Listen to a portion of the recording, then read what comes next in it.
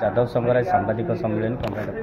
देखो आम आज आपण मानक डाकिबार कारण हूँ आम नूतन भाव समस्ते चयन होचु एवं ओडिशार दायित्व नहीं आम पाखे मुख्य हिसाब से आम संजीव मारिक आम मुख्य उपदेष्टा हिसाब रे एवं सदस्य जो आम सभापति हेले एवं आमर रश्मिराणी बेहरा जे महिला सभानेत्री हेले आम सब मिसिकी मुख्य उद्देश्य होची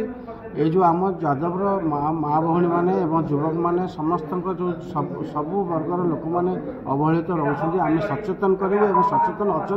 धीरे धीरे आम पीढ़ी आम पूर्व पीढ़ी मैंने बहुत प्रचेषा दिखाई आमको जो दायित्व दिखाई आम निश्चित भाव में ब्लॉक टू राज्य पर्यंत आम कमिटी गठन करूँ और सबू क्षेत्र में आम सहयोग करूँ से हक मागू सरकार पाखे नवेदन करूँ आम हक जो गोपालन हो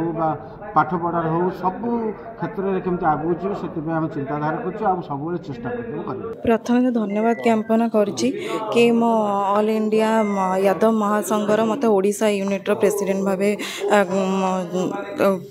करिथिबारु तो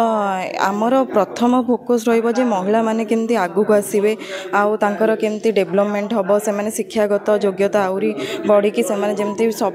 क्षेत्र रे जॉब अपॉर्चुनिटी पाइबे आउ आगु को बढ़िबे राजनीति क्षेत्र सब क्षेत्र जो घर रही जाइछन्ती से माने केमती आगु को आसीबे आमर टीम गठन गोटे करूँ जमी समस्ते जिला स्तर में ब्लॉक स्तर में पंचायत स्तर में सब स्तर में आम केमती आगे नबू और समस्त गोटे टीम करूँ